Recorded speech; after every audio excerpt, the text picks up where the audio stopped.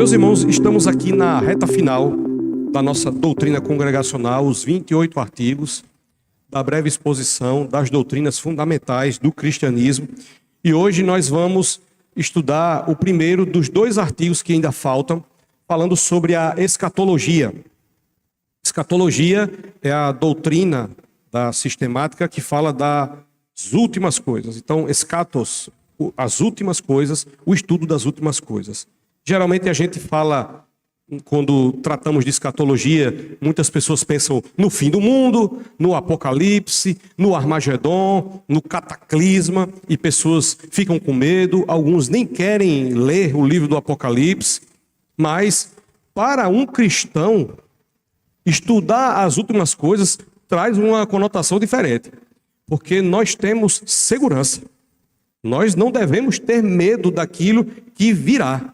Nós devemos ter simplesmente convicções daquilo que o Senhor já disse que aconteceria da sua palavra. E nós temos visto recentemente muitas coisas acontecendo e de maneira mais intensa ainda. Quando nós fizemos até o nosso último evangelismo ali na Praça do Coqueiral, até o nosso irmão Joacir pregou sobre isso.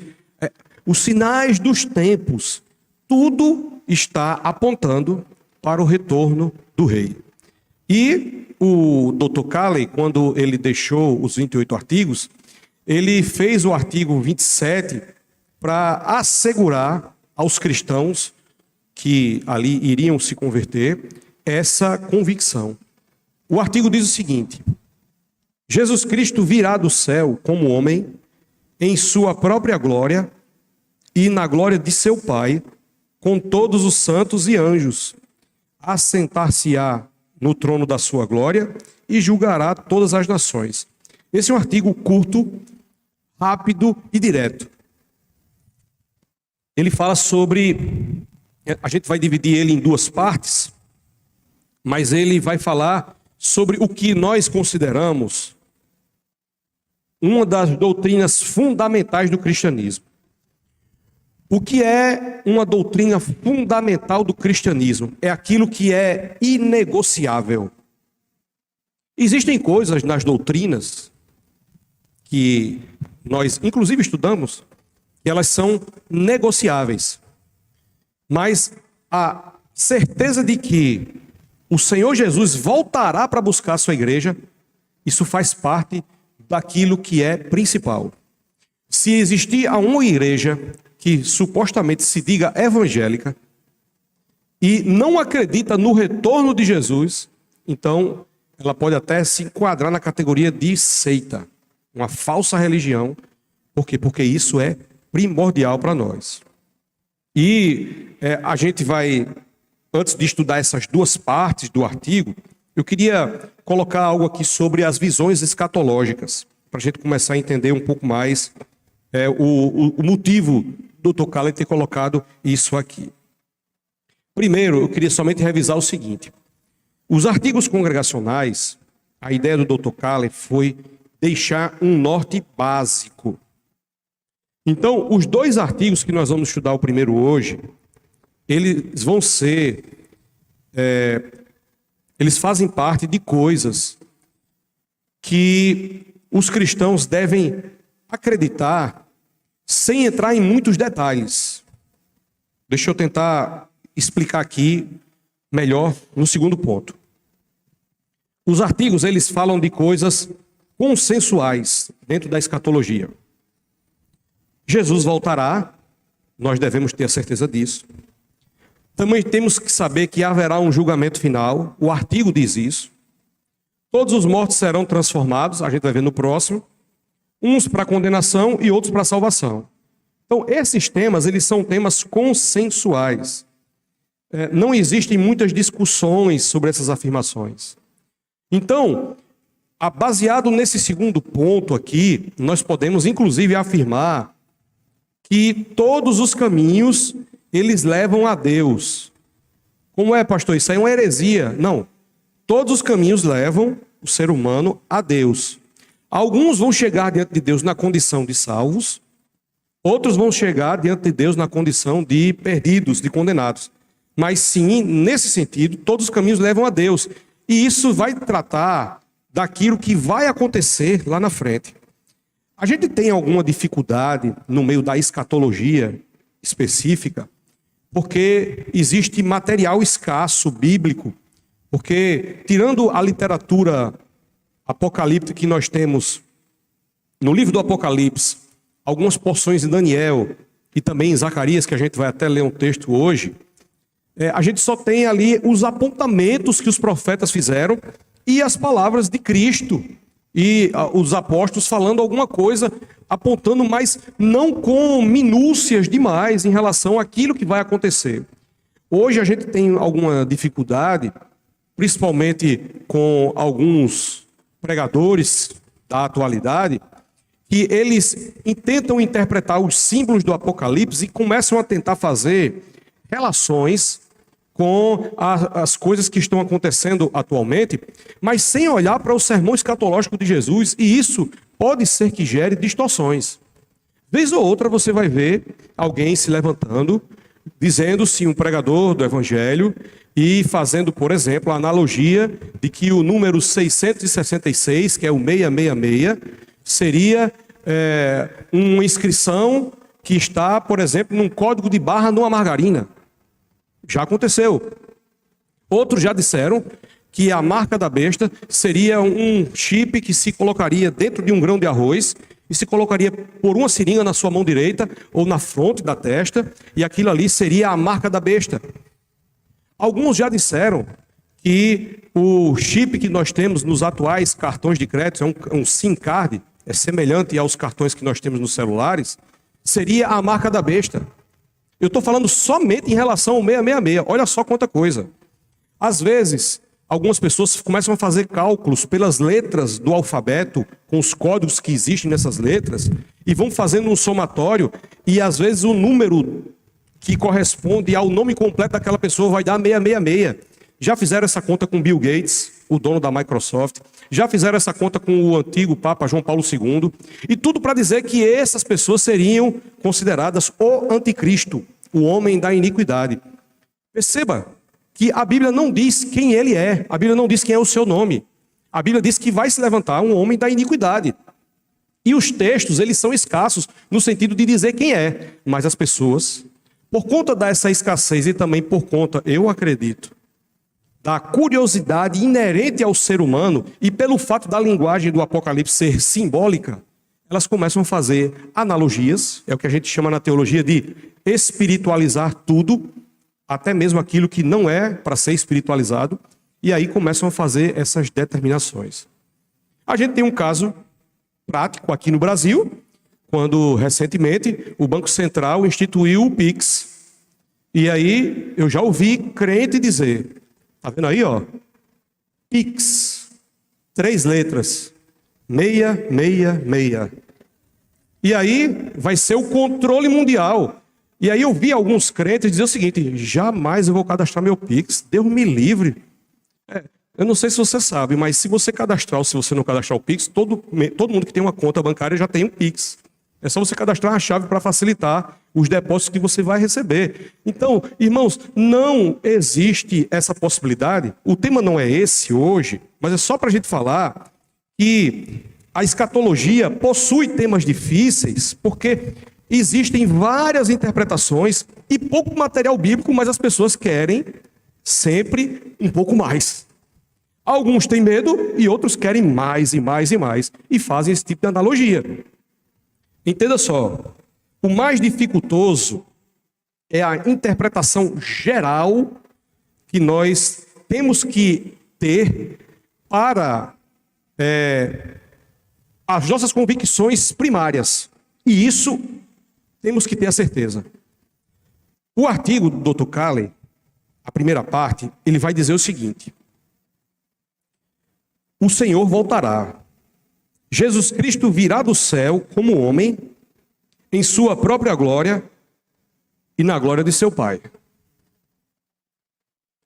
Veja só, irmãos. Aqui é uma afirmação. Jesus Cristo virá como homem na sua própria glória e na glória de seu Pai. O texto que nós lemos no início aqui tem a palavra dos anjos, quando dizem para os discípulos que vêm ali, depois da grande comissão, Jesus sobe, eles dizem: varões galileus, estáis olhando para as alturas? Porque esse Jesus que dentre vós foi assunto ao céu, virá do modo como o viste subir. Isso significa que Jesus vai voltar, essa é a certeza da promessa. Agora, a pergunta que eu e você devemos fazer todos os dias é essa: eu e você, nós temos essa certeza? Será que os crentes de hoje continuam crendo no retorno de Cristo? Ou eles vivem como se Cristo não fosse mais voltar? Ou às vezes nem pensam nessa possibilidade. Eu achei interessante uma vez que eu fui pegar eu e um amigo meu, pastor, nós fomos buscar no aeroporto uma missionária que foi participar de um avanço que nós iríamos fazer todos juntos. E aí, esse pastor, ele conhecia bastante essa missionária, eu fui junto com ele, e no caminho de volta, a gente estava conversando no carro, né, e a gente fez aquela pergunta básica, né? E aí, minha irmã, tudo bem? Como é que foi a viagem? Foi tudo tranquilo? E essa missionária, ela disse assim: foi, pastor, só que eu não gostei porque no meio da viagem teve uma terrível turbulência. Aí esse pastor, amigo meu, que era conhecido dela, ele olhou para ela e disse assim: mas rapaz, olha que bênção, hein? Se fosse uma turbulência, se o avião caísse, olha, você ia para a glória com Cristo. Ela disse: não, misericórdia, pastor, porque eu ainda quero casar. Ela colocou o objetivo do casamento antes o objetivo de ver a Cristo. É claro que a gente depois ficou rindo. Que é isso, minha irmã? Quer dizer que você quer casar antes de ver a Cristo? A gente ficou brincando. Mas existem pessoas que vivem a vida aqui e não é como brincadeira, não querem que Jesus volte. Eles podem até dizer com a sua boca: eu quero Jesus. A gente canta, né? Maranata, ora vem, Senhor Jesus. Mas se a gente colocar numa balança, se a vida dessa pessoa vive como se tivesse essa certeza, não vive. Ela gosta mais daqui. Ela gosta mais das coisas dessa terra. Quando nós devíamos viver aqui, como a nossa irmã Emily cantou, como forasteiros, se de fato nós somos. Nós estamos em terra estranha. Esse lar não é o nosso. A gente não deveria se encantar demais com as coisas daqui. Aqui é claro que tem muita coisa boa na terra, mas o nosso lar celestial não é esse. Nós temos que anelar todos os dias o retorno do nosso Senhor Jesus Cristo. E é por isso que o Dr. Cala ele colocou isso como a primeira parte desse artigo 27. Jesus Cristo voltará. Por que Jesus Cristo voltará, meus irmãos? Primeiro, ele voltará porque ele prometeu. Tito, capítulo 2, verso 13, o apóstolo Paulo fala assim: estamos, aguardando a bendita esperança e a manifestação da glória do nosso grande Deus e Salvador Jesus Cristo. Jesus Cristo prometeu que voltaria e nós devemos aguardar essa bendita esperança. Porque é a consumação final daquilo que ele já realizou pelas nossas vidas. Porque quando ele voltar, ele levará a sua igreja. Segundo motivo, Jesus voltará e sabemos que os anjos proclamaram. O texto que nós lemos, Atos 1:11, eles já anunciaram. Também os apóstolos ensinaram essa doutrina. Também no livro de Atos, capítulo 3, verso 20, eu queria destacar esse texto. Diz que, a fim de que da presença do Senhor venham tempos de refrigério e que ele envie o Cristo, que já vos foi designado, Jesus, ao qual é necessário que o céu receba até aos tempos da restauração de todas as coisas, de que Deus falou por boca dos seus santos e santos profetas desde a antiguidade. Ou seja, os apóstolos, eles ensinaram essa doutrina ali naquela igreja que estava iniciando com a sua grande expansão em Atos dos Apóstolos.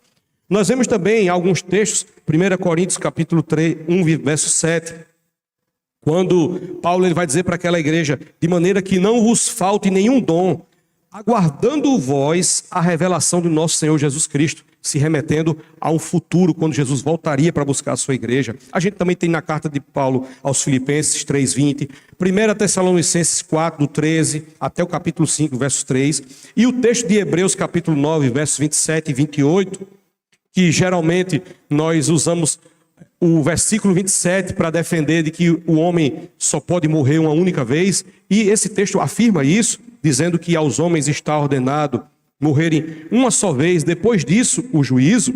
O versículo 28 continua dizendo: assim também Cristo, tendo se oferecido uma vez para sempre para tirar os pecados de muitos, aparecerá segunda vez sem pecado aos que o aguardam para a salvação.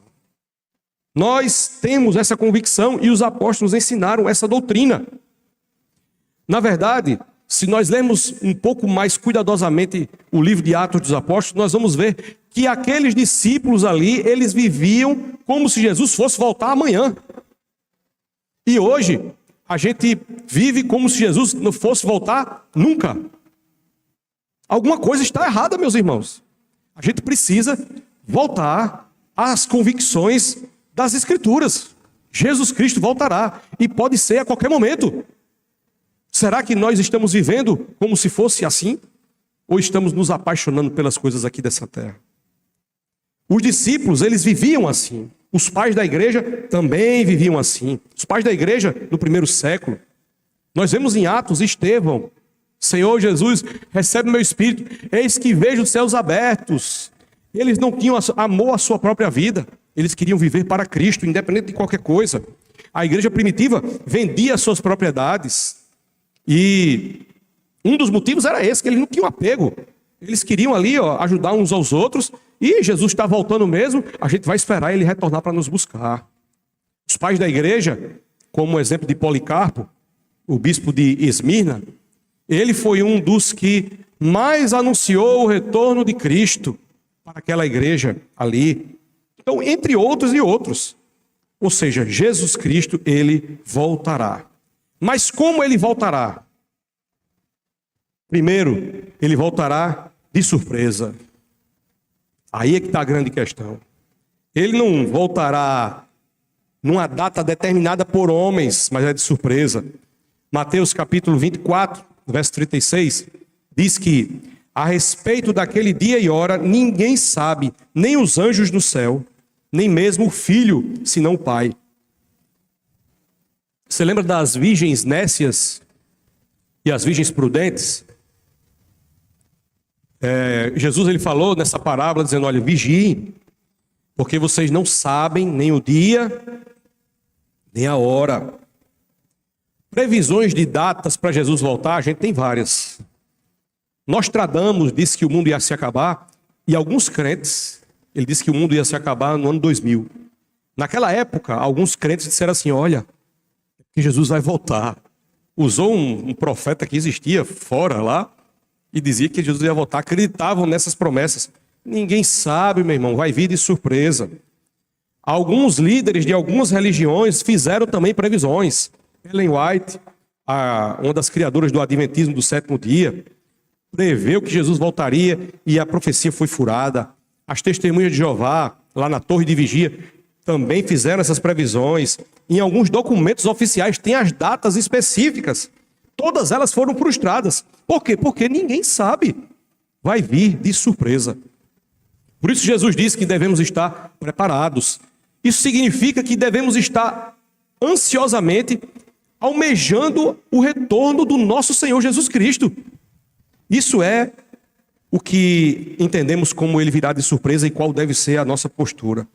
Segunda coisa, ele virá pessoalmente. Ou seja, de maneira visível. João capítulo 14, verso 3, diz o Senhor Jesus: e quando eu for e vos preparar lugar, eu voltarei e vos receberei para mim mesmo, para que onde eu estou estejais vós também. Olha, vos receberei para mim mesmo. É um trato pessoal. Eu voltarei e vos receberei. No sermão escatológico de Jesus, Mateus capítulo 24, ele diz: Então aparecerá no céu o sinal do Filho do Homem. Todos os povos da terra se lamentarão e verão o Filho do Homem vindo sobre as nuvens do céu com poder e muita glória. Irmãos, a ideia de que Jesus retornará de maneira invisível, como alguns gostam de afirmar, ela não me parece ser uma ideia bíblica. Jesus vai voltar no oculto e vai fazer com que vários crentes desapareçam. Puf, a gente vai estar pregando aqui. Aí vai ficar só minhas roupas. Os corpos vão embora e os carros vão bater de crentes no chão. Tipo o estalo do Thanos, né, que aconteceu, meio que um apocalipse no filme da Marvel. E isso tudo, eu creio que foi... Na verdade, essa ideia dificilmente existiu na história da igreja. A gente foi estudar a história da igreja, dificilmente estudou. Depois do ano 1800, foi que começou a se pensar nessa ideia de que Jesus voltaria não uma vez, mas duas vezes.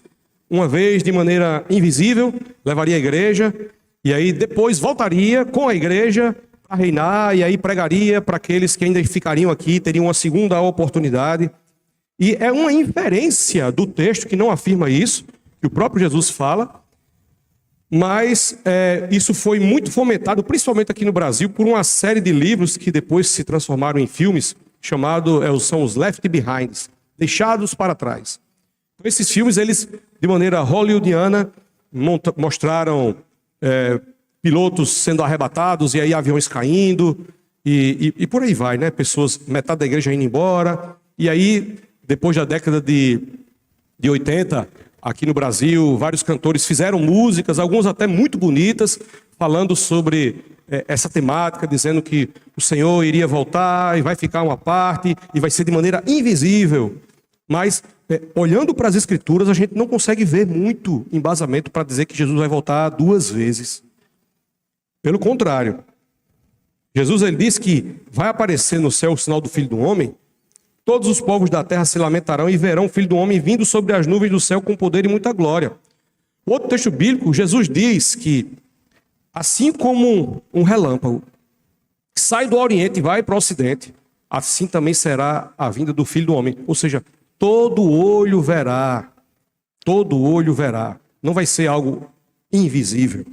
Então, ele virá pessoalmente. Terceira coisa aqui, que ele também, como ele voltará em glória. Mateus 25, 31 diz: quando vier o Filho do Homem na sua majestade, e todos os anjos com ele, então se assentará no trono da sua glória. Ele virá segunda vez como rei. Então vai haver o julgamento final, como diz a última parte do nosso artigo.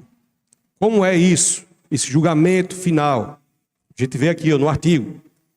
Com todos os santos, Jesus volta, e anjos, assentar-se-á no trono da sua glória e julgará todas as nações.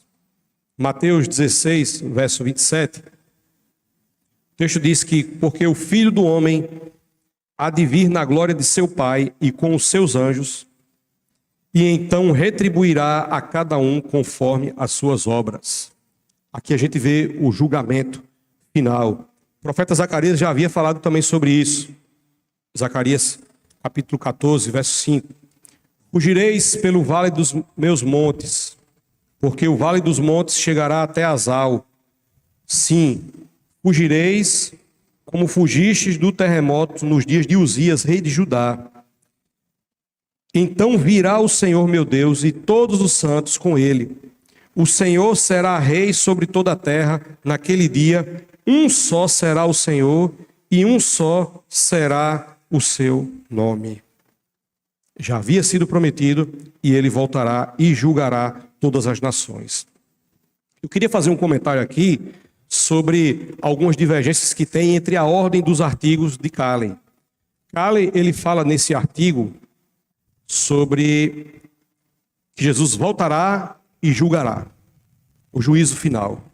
O artigo 28, que nós vamos ver semana que vem, ele vai falar sobre a ressurreição dos mortos.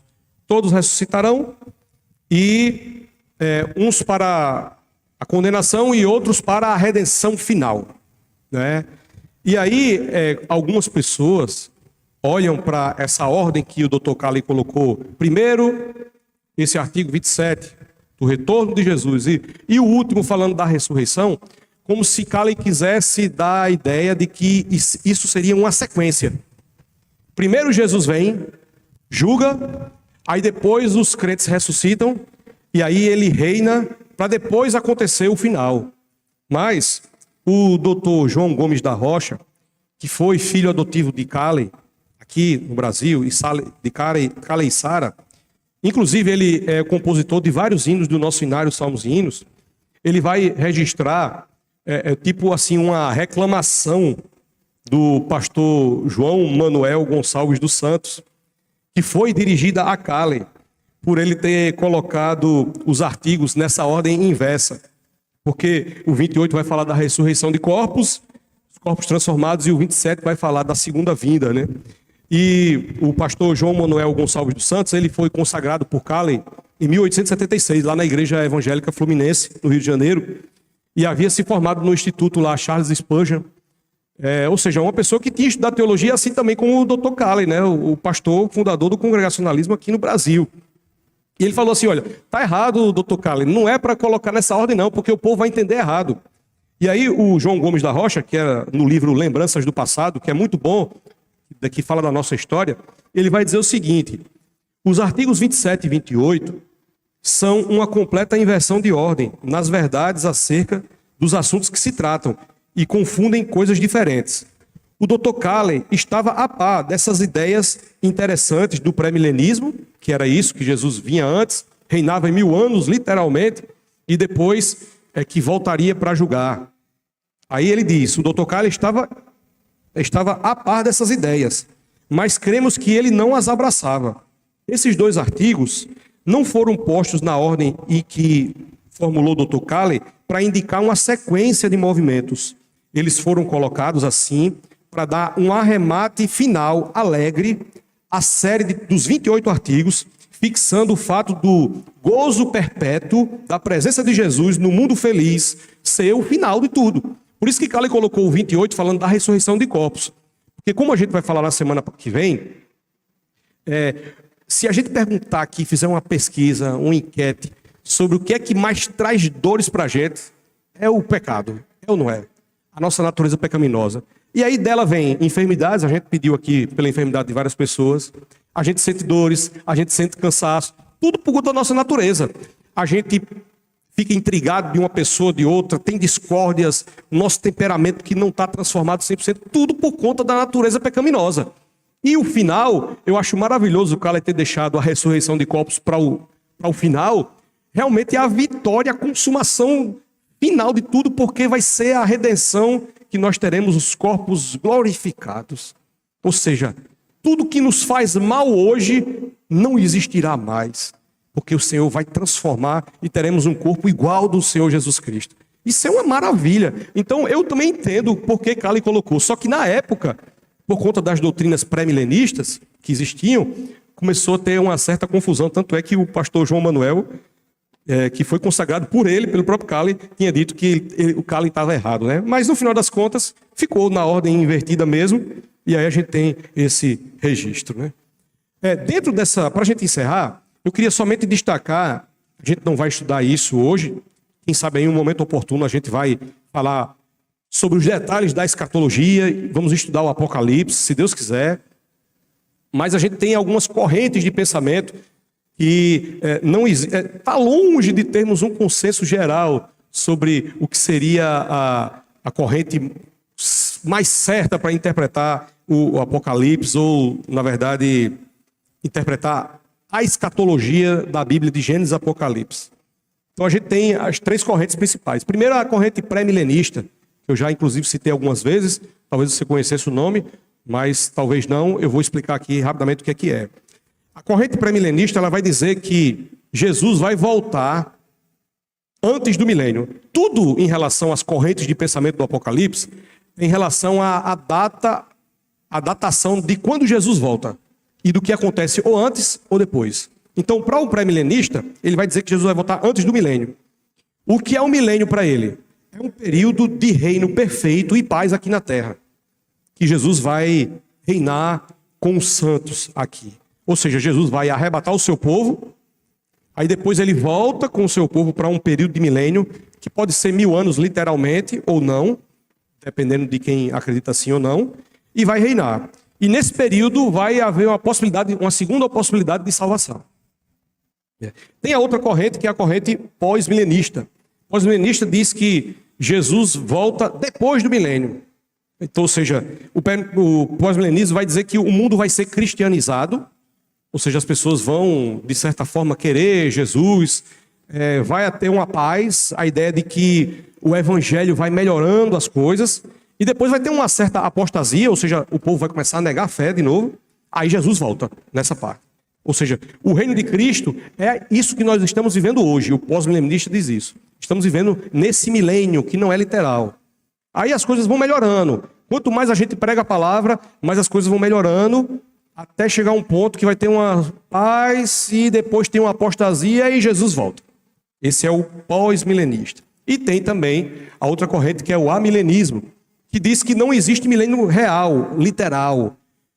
Jesus volta e vai inaugurar o tempo do fim. Ou seja, o milênio para um amilenista significa o período em que Jesus veio pela primeira vez até o período em que ele vai voltar. Esse tempo, que alguns chamam até de a Era da Graça, é o período do milênio. Ou seja, o milênio é a história da igreja aqui na Terra. Então o Apocalipse, inclusive, é dividido em 7 sessões, e que elas vão se repetindo e vão escalando, e a própria simbologia do livro vai mostrar isso, e nós estaríamos vivendo nesse milênio, esperando o retorno do rei. Como existem existem outras correntes também, mas essas são as 3 principais que se relacionam com a parte de Jesus voltar ou não. Perceba que Calley não entrou em nenhuma delas, apesar de que muitos acreditavam que ele fosse amilenista, mas ele não entrou em nenhuma dessas correntes, porque ele só quis frisar a questão de que os crentes incipientes, eles teriam que ter a convicção de que Jesus, primeiro, voltaria, essa é a nossa certeza, Jesus voltará, independente de qualquer uma dessas visões, e julgará com o seu juízo final. Ou seja, até o próprio entendimento de Jesus voltará com todos os santos, é porque ele vai vir, e os salvos também no céu vão participar desse momento também. Todos estarão presentes nesse julgamento final. Mas quem vai julgar não é a igreja que vai julgar as pessoas. Quem vai julgar vai ser Cristo, que ele sim é o justo juiz. Então, resumindo, o nosso artigo 27, ele quer trazer essas 2 convicções para a igreja. Amém?